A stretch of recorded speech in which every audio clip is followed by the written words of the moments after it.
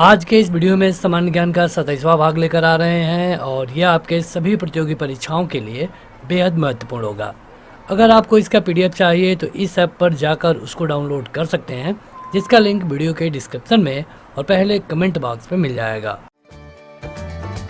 इस वीडियो को लाइक करने के साथ चैनल को जरूर सब्सक्राइब करें, उसके बाद बेल आइकन दबाएं, उसमें ऑल सेलेक्ट करें इसी तरह की बेहतरीन वीडियो सबसे पहले पाने के लिए। 1934 में लिखी गई पुस्तक प्लान्ड इकोनॉमी फॉर इंडिया, ये पुस्तक का नाम है प्लान्ड इकोनॉमी फॉर इंडिया के लेखक कौन है? तो ये हैं sir M Visvesvaraya. Sir M Visvesvaraya ने लिखा था प्लान्ड इकोनॉमिक फॉर इंडिया और ये लिखा गया था 1934 में। 1934 से आपको क्या याद पड़ता है? अगर यहाँ पे आप 1935 कर दे तो यहीं पे आरबीआई की स्थापना हुई थी और इसका राष्ट्रीयकरण कब हुआ? तो 1949 में। आरबीआई मतलब कि जो रिजर्व बैंक ऑफ इंडिया है, जो कि बैंकों का बैंक आप इसे कह सकते हैं, इसका मुख्यालय कहाँ पे है? तो इसका मुख्यालय है महाराष्ट्र में। अगला क्वेश्चन है कि economic and social commission for Asia and Pacific, ये इसका मुख्यालय कहाँ है? तो ये है बैंकॉक में। इकोनॉमिक मतलब ESCAP है, economic and social commission for Asia and Pacific, तो इसका हेडक्वार्टर यानी कि मुख्यालय है बैंकॉक में। अंतर्राष्ट्रीय मुद्रा कोष का मुख्यालय कहाँ है? देखिए ये क्वेश्चन विभिन्न प्रतियोगी परीक्षाओं में पूछा जा चुका है, मतलब कि IMF का पूछा गया है। तो इसका मुख्यालय है अमेरिका में और अमेरिका के वाशिंगटन शहर में। आगे बढ़ते हैं तो अगला है कि the Indian institute of advance study, यह भारत के किस शहर में स्थित है? तो यह है शिमला में। शिमला कहाँ की कैपिटल है? तो हिमाचल प्रदेश की। आगे बढ़ते हैं तो अगला है कि केंद्र सरकार द्वारा घोषित योजना संगम योजना किस वर्ग के कल्याण के लिए ध्यान केंद्रित करती है? मतलब कि जो गवर्नमेंट ऑफ इंडिया की संगम योजना थी, यह किसके लिए थी? तो ये थी जो हैंडीकैप है, दिव्यांग है, उनके लिए। अगला है कि ILO का मुख्यालय कहाँ है? ILO मतलब कि इंटरनेशनल लेबर ऑर्गेनाइजेशन, अंतर्राष्ट्रीय श्रम संगठन, तो इसका मुख्यालय है जिनेवा में। अगला क्वेश्चन है कि दूध के उत्पादन में भारत का विश्व में कौन सा स्थान है? तो ये है पहला। और दूध का उत्पादन किस क्रांति के तहत आता है? तो ये होता है श्वेत क्रांति। श्वेत क्रांति के तहत हमने दूध का उत्पादन बढ़ाया और इसके लिए कौन जिम्मेदार था, मतलब कि इसके हेड कौन थे? ये थे वर्गीज कुरियन। और ये किसके संस्थापक हैं? तो अमूल दूध के। किसके? अमूल दूध के। जो अमूल दूध हम पैकेट वाला देखते हैं, इसके संस्थापक हैं। विश्व बैंक का मुख्यालय कहाँ पे है? वर्ल्ड बैंक, तो ये है अमेरिका में और शहर है वाशिंगटन DC, जो कि अमेरिका की कैपिटल भी है। अगला क्वेश्चन है कि ओपेक मतलब कि इसका फुल फॉर्म आप देखेंगे, organisation for of petroleum exporting country, मतलब कि ये उन सभी देशों का समूह है जो कि जो पेट्रोलियम है उसका निर्यात करते हैं वहां से। तो इसका हेडक्वार्टर है वियना में। ओपेक OPEC होता है। इसका देखिए फुल फॉर्म कई बार पूछा गया है, फुल फॉर्म दिया गया है यहाँ पे, organisation of petroleum exporting countries. इसका हेडक्वार्टर वियना में है। अगला क्वेश्चन है कि भुगतान संतुलन को किस प्रकार से परिभाषित किया जा सकता है? भुगतान संतुलन, तो देखिए यहाँ पे क्या है कि एक समय में जो भी लेन देन होता है, अगर वो एक देश का बाकी देशों के साथ एक निश्चित अवधि में जो लेन देन होता है, उसी के दौरान हम भुगतान संतुलन को परिभाषित कर सकते हैं। न्यूनतम आवश्यकता कार्यक्रम किस योजना की विशेषता थी? तो ये थी 5वीं पंचवर्षीय योजना की। देखिए पंचवर्षीय योजना क्या है? तो जब जवाहरलाल नेहरू की सरकार बनी थी 1950 में, तो वहां पे देखा गया कि भारत विभिन्न क्षेत्रों में पीछे है, तो विभिन्न क्षेत्रों को एक साथ आगे नहीं बढ़ाया जा सकता था, क्योंकि हमारे पास उतने सिस्टम नहीं थे, हमारे पास उतने संस्थाएं नहीं थी। देखा जाए तो पूरी तरह एक गरीबी में अंग्रेज छोड़ के गए थे। तो वहां पे पंचवर्षीय योजना बनाई गई। पंचवर्षीय योजना में ये किया गया कि हम 1 से 2 सेक्टरों को हर 5 साल में फोकस करेंगे और इसी 5 साल के दौरान इससे एक अच्छे ऊंचाई पे पहुंचा देंगे। तो पंचवर्षीय योजना 5 साल के लिए बनाई जाती थी और योजना आयोग का इसमें मुख्य रूप से हाथ होता था। योजना आयोग, जो कि अब इसका नाम बदल दिया गया है और इसका नाम है अब नीति आयोग। नीति आयोग इसका नाम कब रखा गया? तो ये रखा गया 1 जनवरी 2015 को। तो जो ये योजना आयोग थी, इसका काम था योजना बनाना, और ये जो पंचवर्षीय योजना थी इसमें पूछा जाता है कि पहली पंचवर्षीय योजना का क्या का मतलब कि काम था, दूसरी का क्या काम था। तो कई बार पहली का पूछा गया है, तो पहली का काम था कृषि पर फोकस करना। मतलब कि हमने देखा कि वहाँ पे जब भारत आज़ाद हुआ तो भुखमरी बहुत ज़्यादा थी। हालांकि इंडिया में आज भी है, आज भी हम अगर हंगर रिपोर्ट में देखें तो हम 102वें नंबर पे हैं। तो यहाँ पे जो पहली पंचवर्षीय योजना थी हमने कृषि पे काम किया। जो दूसरी पंचवर्षीय योजना थी हमने जो जैसे कि बोकारो में स्टील फैक्ट्री है, इस तरह के जो इस संयंत्र लगाए। इसी तरह जो पांचवी पंचवर्षीय योजना थी इसमें हमने न्यूनतम कार्यक्रम रखा, क्योंकि पिछले के कार्यक्रम पूरे नहीं हुए थे। अगला है कि भारत के किस राज्य में औसत वार्षिक आय सबसे न्यूनतम आकी गई है, मतलब कि सबसे कम। तो ये है बिहार। मतलब कि जो औसत वार्षिक आय है बिहार में सबसे कम है। बिहार की कैपिटल कहाँ है? पटना।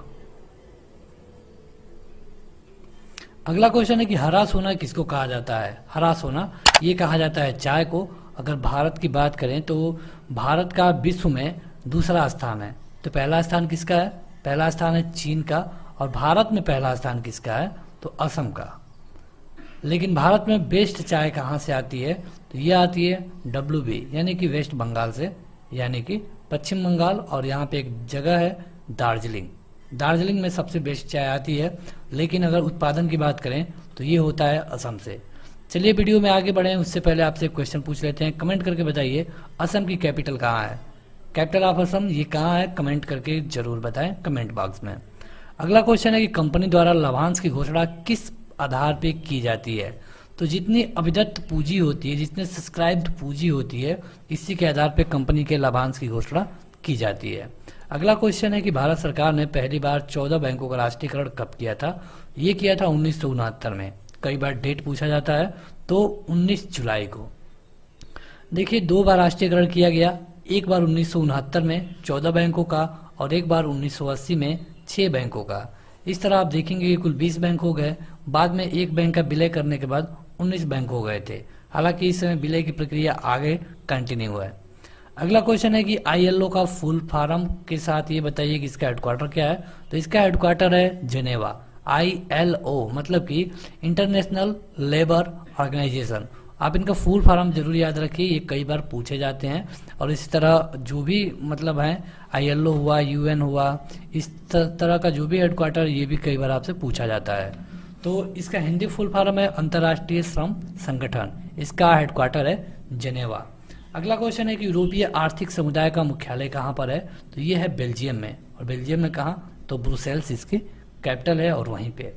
अगला क्वेश्चन है कि मोटर कारों के उत्पाद के लिए प्रसिद्ध हिंदुस्तान मोटर लिमिटेड किस औद्योगिक घराने का आधिपत्य है? तो यह है बिरला घराने का। जो हिंदुस्तान मोटर्स है इस पे बिरला घराने का आज भी आधिपत्य है। आगे बढ़ते हैं तो अगला क्वेश्चन है कि हरित क्रांति के दौरान सबसे अधिक किस खाद्यान्न का उत्पादन हुआ? तो ये था गेहूं। देखिए हरित क्रांति क्या थी? तो हरित क्रांति में हमने काम किया अनाजों के उत्पादन पे। उसी तरह हमने श्वेत क्रांति में क्या किया? तो दुग्ध उत्पादन में। तो ये विभिन्न तरह की क्रांति हैं और इसके लिए हमने स्पेशल वीडियो ऑलरेडी अपलोड कर दिया है। अगर आप हमें चैनल पे फॉलो करते हैं तो आपको मिली होगी। वहाँ से कई क्वेश्चन पूछे जाते थे, इसलिए हमने उसको कवर किया। और आप देखेंगे कि जो हरित क्रांति आई थी सबसे पहले, इसमें हमने अनाजों पे जो फोकस किया, तो खास करके गेहूं और जौ, इनका उत्पादन ज़्यादा हो गया, मतलब अधिक हो गया। और हमारा एम भी यही था। लेकिन अगर सबसे अधिक की बात करें तो ये गेहूं का उत्पादन अधिक हुआ। आगे बढ़ते हैं तो अगला है कि यहाँ पे देखिए अगर हरित क्रांति की बात करें तो भारत में इसके लिए कौन जाने जाते हैं? तो ये हैं MS स्वामीनाथन। MS स्वामीनाथन को हरित क्रांति का जनक माना जाता है। अगला क्वेश्चन है कि भारत सरकार द्वारा नई औद्योगिक नीति न्यू इंडस्ट्रियल पॉलिसी की घोषणा कब की गई थी? तो ये की गई थी 24 जुलाई 1991 में। अगला क्वेश्चन है कि जानकी रमन समिति का गठन किस उद्देश्य से हुआ था? तो ये हुआ था बैंक की जो सिक्योरिटी होती है उनके जांच के हेतु, बैंक की जो प्रतिभूतियां रखी जाती है उनके जांच हेतु। देखिए कई बार पूछा जाता है कि RBI की जो स्थापना हुई किस कमेटी के सिफारिश पे हुई? तो ये हुई थी हिल्टन यंग कमेटी के सिफारिश पे। हिल्टन यंग कमेटी के सिफारिश पे ये इसकी स्थापना हुई थी। कब? 1935 में और ये था 1 अप्रैल। तो वीडियो में आगे बढ़ें उससे पहले अगर अभी तक आपने इस वीडियो को लाइक नहीं किया है तो इसे जरूर लाइक कर दीजिए। PDF डाउनलोड कर पाएंगे लिंक डिस्क्रिप्शन में दिया जा चुका है। अगला क्वेश्चन है कि एशियाई विकास बैंक यानी कि एडीबी का हेडक्वार्टर कहाँ पे है? तो ये है फिलीपींस की कैपिटल मनीला में। स्टैगफ्लेशन क्या होता है? स्टैगफ्लेशन तो ये होता है मंदी के साथ अगर मुद्रास्फीति आ जाए तो इसे हम कहते हैं स्टैगफ्लेशन। ये इकोनॉमिक्स का एक वर्ड है। अगला है कि दुलहस्ती जल विद्युत परियोजना किस राज्य की बहुउद्देशीय परियोजना है? ये है जम्मू एंड कश्मीर की। देखिए जम्मू एंड कश्मीर को किसके उत्पादन के लिए जाना जाता है? तो ये होता है केसर। उसी तरह कमेंट करके बताइए कॉफी के उत्पादन के लिए किसको जाना जाता है? कॉफी के उत्पादन के लिए किसको जाना जाता है? जम्मू एंड कश्मीर को केसर के लिए, असम को चाय के लिए। तो कमेंट करके आपको बताना है कि कॉफी के उत्पादन के लिए किस प्रदेश को जाना जाता है। और आपको बता दें कि ये एक तरह से हिंट दे तो दक्षिण भारत का यह एक प्रदेश है और ये बहुत मतलब कि देखा जाए तो इलेक्ट्रॉनिक्स में सक्सेस प्रदेश होगा। अगला क्वेश्चन है कि वित्त आयोग का प्रमुख कार्य क्या होता है? तो देखिए वित्त आयोग बनाया जाता है प्रेसिडेंट ऑफ इंडिया के द्वारा। इसका आर्टिकल होता है 280। 5 साल के लिए इसको बनाया जाता है और इसका काम ये होता है कि जो टैक्स होते हैं उसमें जो स्टेट का भाग है उसको स्टेट को और जो सेंट्रल गवर्नमेंट का भाग है उसको सेंट्रल गवर्नमेंट को दी जाए। और इसके लिए कई तरह के नियम और सिद्धांत बनाने का काम भी वित्त आयोग का होता है। तो आपको याद रखना है कि इसका गठन कौन करता है? तो ये किया जाता है प्रेसिडेंट ऑफ इंडिया के द्वारा। और कितने साल के लिए होता है? 5 साल के लिए। आर्टिकल कौन सा है? आर्टिकल 280। ये तीनों क्वेश्चन बार बार पूछे गए हैं। अगला है कि क्या भारतीय रिजर्व बैंक 1 रुपये की नोट छापता है? तो नहीं। तो इसको कौन छापता है? तो इसको वित्त मंत्रालय के द्वारा छापा जाता है और इस पे जो सिग्नेचर होते हैं वो वित्त सचिव के होते हैं। लेकिन 1 रुपये के नोट के अलावा अगर बात करें किसी भी नोट पे 5, 10, 20, 100, 200, 500 या फिर 2000, तो यहाँ पे हमेशा 1 रुपये को छोड़कर बाकी पर जो आरबीआई के गवर्नर होते हैं उनके सिग्नेचर होती है। तो इस समय आरबीआई के गवर्नर कौन है? अगर हम जब ये वीडियो रिकॉर्ड कर रहे हैं 2019 में, तो ये है शशिकांत दास। तो इस तरह आपको जब भी एग्जाम देने जाना है उस समय के मौजूदा गवर्नर को उनका नाम याद करके जाना है। अगला क्वेश्चन है कि बोकारो इस्पात संयंत्र किस देश के सहयोग से स्थापित किया गया था? तो ये था सोवियत संघ के सहयोग से। अब ये सोवियत संघ कहाँ पे है? तो ये अगर आप इस समय का रूस देख रहे हैं तो ये कई देशों का एक समूह था, इसे हम कहते थे सोवियत संघ। रूस से हमने क्या लिया है? तो रूस से हमने लिया है मौलिक कर्तव्य को। और ये रूस नहीं था उस समय, इसको हम यूएसएसआर कहते थे, मतलब कि सोवियत संघ। अगला क्वेश्चन है कि एडीबी मतलब कि एशियन डेवलपमेंट बैंक, इसका स्थापना किस वर्ष किया गया? तो ये किया गया था 1966 में और महीना था दिसंबर का। आगे बढ़ते हैं तो अगला है ट्राइसेम मतलब कि training rural youth for self employment. यह एक सूत्रपात था केंद्रीय प्रायोजित योजना का। इसका शुरुआत कब किया गया? इसका मतलब ट्राइसेम का शुरुआत कब किया गया? तो 15 अगस्त 1979 को। अगला क्वेश्चन है कि पूर्ण रूप से भारतीय देश का प्रथम बैंक कौन है? तो यह है पंजाब नेशनल बैंक, जो कि सबसे बड़े घोटाले की भेंट चढ़ गया। अगला क्वेश्चन है केंद्रीय राजस्व बोर्ड का विभाजन करके केंद्रीय उत्पाद शुल्क सीमा शुल्क बोर्ड और केंद्रीय प्रत्यक्ष कर बोर्ड यानी कि सीबीडीटी का गठन किस वर्ष किया गया? एक लाइन में समझिए सीबीडीटी का गठन कब किया गया? तो यह था सन 1963 में। अखिल भारतीय खादी एवं ग्रामोद्योग आयोग की स्थापना कब की गई? तो 1957 में। ये सारे क्वेश्चन कई बार पूछे गए हैं। भारतीय जीवन बीमा यानी कि एलआईसी की स्थापना कब की गई? तो 1 सितंबर 1956 को। अगला क्वेश्चन है कि भारत में लीड बैंक योजना कब शुरू की गई? तो लीड बैंक योजना शुरू की गई थी 1969 को और इसी साल आप देखेंगे कि पहली बार कुछ बैंकों को राष्ट्रीयकरण किया गया था। विश्व बैंक की उदार ऋण प्रदान करने वाली खिड़की किसे कहा जाता है? तो इसे कहते हैं आईडीए को। जो इंटरनेशनल डेवलपमेंट एसोसिएशन है, इसे हम कहते हैं कि ये विश्व बैंक की ऐसी खिड़की है जो कि उदार ऋण प्रदान करती है। जवाहरलाल नेहरू बंदरगाह हम किसका नया नाम है? तो यह है न्यावासोवा का। यह है कहाँ पे? तो यह है मुंबई में।